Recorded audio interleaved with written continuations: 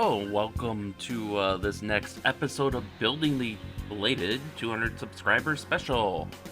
So today it's going to be a bit of a briefer one. I've just had, I know I say it all the time, but I have actually had a lot going on this past week or so. That's why, partially why my whole schedule got delayed from when I laid it all out. I think in that update video like 2 weeks ago now, where I was playing Halo, but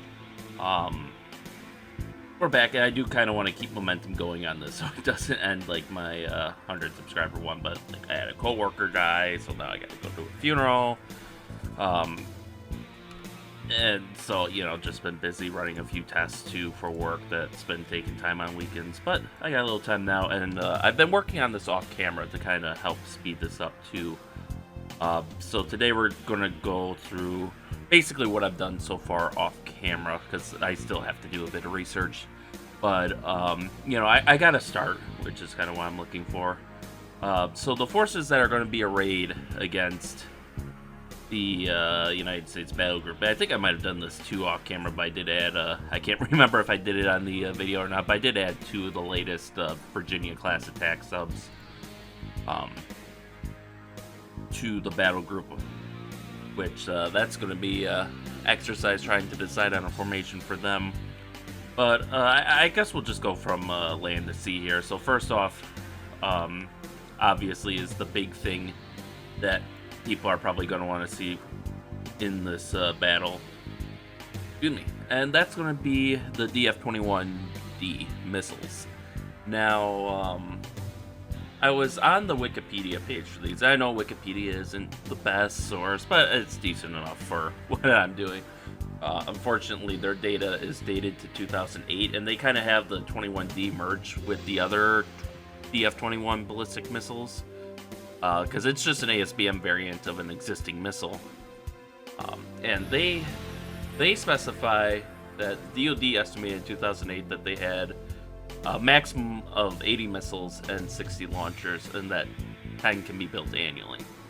So, and that sounds like it's for all the DF-21 variants. So if we assume, let's say, hey, they have a stockpile of 80 missiles for, and let's say they build up a few more launchers for the DF-21D, if they're so confident in it, then I figure that's probably what I'm going to do, is we're going to use up, generally my guideline here has been, actually I do want to, there we go. Oh, is it? It might be. Right now I'm on the US side with God's Eye on, so that way the Chinese are rendered as red, but there we go. Croplands, we don't want that. Built up, there we go. So what I'm kind of using as the guideline is I want basically like 10% of their forces arrayed against this battle group, which is an insane amount when you think about it. But I think in a way it's also a reasonable amount, because you figure, okay, the US has 10 carrier battle groups, and the battle groups are probably going to be like the biggest targets in the war. So spending 10% of your arsenal on one battle group does in that sense seem appropriate, because then obviously, especially if this is going to be the first one that they attack, because then you have, you can judge how effective it's going to be, and you have more than enough munitions to either try again on a different battle group if you fail with even more, or come up with a new technique, or also just like, if you're obviously, these, in the event of a conflict, this battle group would not be, well, for one, it wouldn't be the only one in this area. You'd probably see at least 3 or 4 carrier battle groups, sorry, carrier strike groups as they're called now, but carrier strike groups in the in this area, between the South China Sea and the Sea of Japan. And that's not to mention various surface action groups or amphibious ready groups. So obviously you can't just throw your whole military at one battle group. I mean, you might actually sink it then, but it would be overkill, and then but then you can't do any other operations. So that's kind of the guideline I'm going here for, is roughly, and it varies depending on unit type, because obviously, like for example, submarines are going to have a lot of missions placed on them, for example. So, but or at least like as far as it comes to land and air-based and even sea-based missile throwers, that's kind of what I'm aiming for. So to that effect, I know there's like a base. I don't know if it's an administrative headquarters or what. It was a little hard for me to find info on it, but there's some sort of there is a ballistic missile unit based in Kunming. So I figured, hey, let's find some flat ground. We'll put some missile batteries there. So these are 3 battalions. Is it battalion? I guess I'd have to check the database to see. It might be a battery. Facility. EF21D. Yeah, I think that's battalion. And so each of these symbols is basically representative of 4 transporter erector launcher vehicles. So basically this whole group is capable of lobbing 12 ballistic missiles at the carrier battle group, all of which are of course going to be focused on the carrier, which I think, based on what the data I find, would probably represent something like 10% of their EF-21 missile force. I couldn't find anything specific saying how many specifically they've built, but considering they would also be using DF-21 launchers for conventional ballistic missiles against air bases in South Korea, or any base in South Korea, Taiwan, Japan, the Philippines, there's not going to be a whole lot left over, I would imagine. So that's kind of where we stand there. In the future, I do also plan on adding a couple of radar facilities and along the shore, see if I can find, replicate any of those, so that way they have some targeting data from that. Although they will also have AWAC support when I get to adding aircraft, so I don't think that'll be a huge deal. I might even add, because the game does allow you to add satellites. Yeah, add satellites, so I could just be,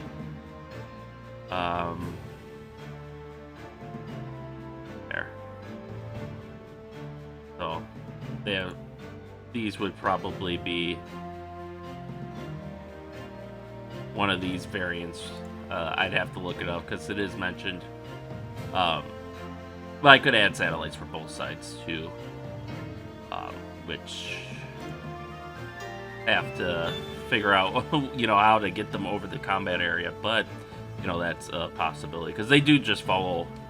That's not like something you can place. They just follow their preset orbital paths, or at least their normal ones. Obviously, I think in real life the military can adjust them if needed, but kind of a big deal for them to do that given the limited fuel supplies on board. But anyways, so eventually there will be some coastal radar stations, maybe some more inland ones with over-the-horizon radar, try to relay some of that targeting data, and then maybe might put missile batteries. Actually, I will put missile batteries, like on the Paracel Islands here, for example, that the Chinese have been dredging up. Put a battery there, put a battery there, put a battery there, just because it's another. These would be conventional anti-ship cruise missiles, but and not ballistic missiles, but that's kind of the purpose of why they're building them up. So hey, you got this carrier group coming through, and bam. So that's going to be one vector of it. Well, 2 vectors of attack really is the shore-based ballistic and cruise missiles.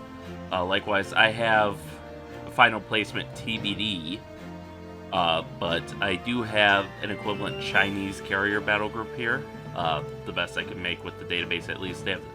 I gave them the Type 03, or Type 003, so that's their new carrier that they're building right now that I think is supposed to hold around 50 planes, and it's supposed to be kind of on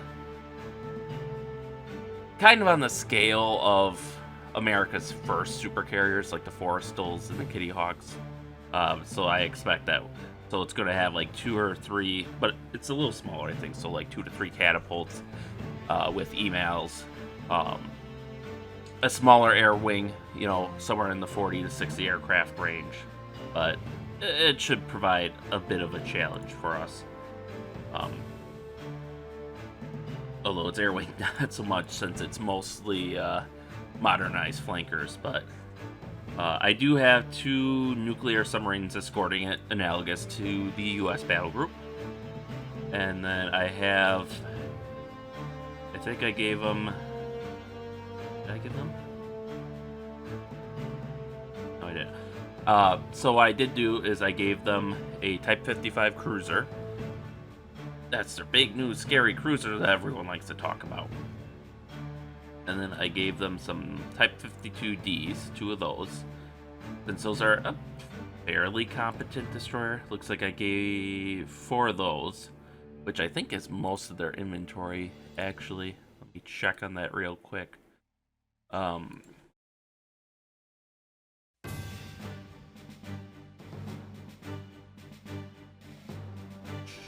There we go.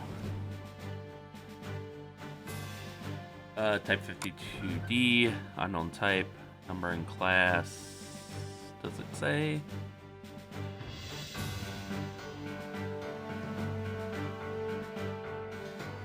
Oh, it doesn't say. Interesting. They've got a few of these at least, but so I might have done a little bit of overkill with giving them 4 Type 52Ds, but they're a little bit inferior, I think, to the Type 3 Bergs. I don't know. Obviously, we don't know as much about China's upcoming shipbuilding developments. So I figured that will put them mostly on par with the Bergs, and then I have, just to give them a little extra oomph, I gave them a Type 54 frigate, just to act as like a detachable anti-submarine vessel. And it gives them a little extra anti-air and anti-submarine and anti-ship firepower. I might do the same here with the U.S. Oh, that's here, and give the U.S. side 1 or 2 Constellation frigates as well. Although I'm hesitant to do that because then I'm like making this battle group even bigger. And honestly, this is by modern day standards, this is actually already a pretty big battle group. So. Probably only maybe limit it to 1.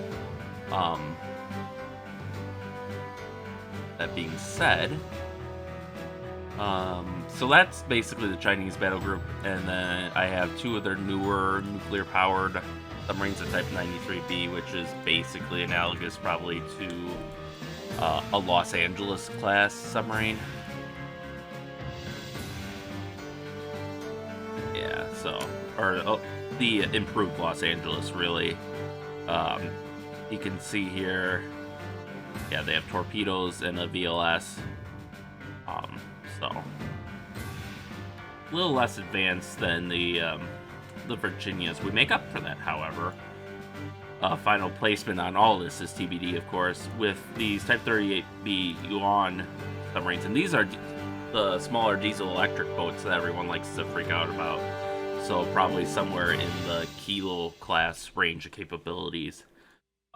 So we'll see how silent these boats really are, at least as far as this simulator goes. And then just to add one more element of, one more vector of attack, or 2 more as it were. So China maintains a fleet of small fast attack craft, which is basically 4 missiles on a small boat that runs at high speeds, and that's what these Type 22 Hopies are. And we'll see if the database actually has a picture of them, but they're like a hydrofoil type. Yeah, like that, or Catamaran. So they're very small. These are supposed to have some stealth features to reduce their cross-section. We can see here it didn't reduce it that much since they're still in they still have positive values, but you know, if you're familiar with the OSA class attack boats, that's basically what these are. They operate a fleet of where was it? I'm I'm scrolling off screen here, so that's why it doesn't look like anything's. Well, here we go. They have a fleet of around 60, so I figure 8. We have 2 groups of 4, which makes for 8.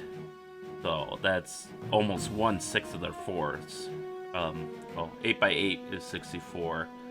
So yeah, we're about maybe around 15% of their active force, which is a bit higher than that 10%, but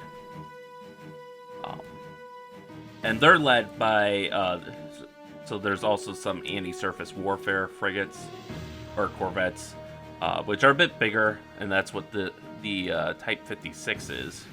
If we go here, we can see CW variant. So these are basically, the goal of these guys is to kind of act as flagships for these small attack squadrons, as well as to provide local anti-aircraft capability, or anti-air warfare capability, I should say, to guard them against, you know, air attack or missile attacks, as well as to provide a bit of additional firepower, because they do have their own set of anti-ship cruise missiles on board. And these will all probably have sailing from 2 different directions, maybe potentially one from the Paracels and then one from Uzaishan or Haiko, just so we have, and then we can have the main battle group coming up from the northeast. That way we can have multiple vectors of attack here on the carrier group. But yeah, that's pretty much what I've done so far. I've got to do research into how many shore-based missile batteries they do, and then I've got to do a bit more research into like their air force, essentially, and their naval air force. Specifically, how many Badger bombers they have, because that's going to be the bulk of their attack force, probably. And that will have to be protected by flankers, vigorous dragons. Yes, that's actually what they call their stupid Lavi ripoff. And probably a few of their stealth aircraft, their F-35 knockoffs. And then, of course, I got to figure out what kind of air wing is going to be realistic for their aircraft carrier here.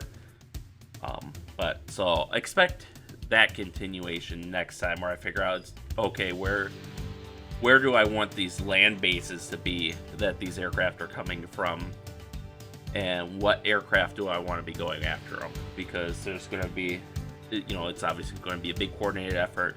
Land-based AWACS, land-based electronic warfare, maybe a little bit of sea-based electronic warfare. I know they have some modified flankers, but I don't know if those are carrier capable or not. I'd have to double check on that. I think they are, but I gotta double check.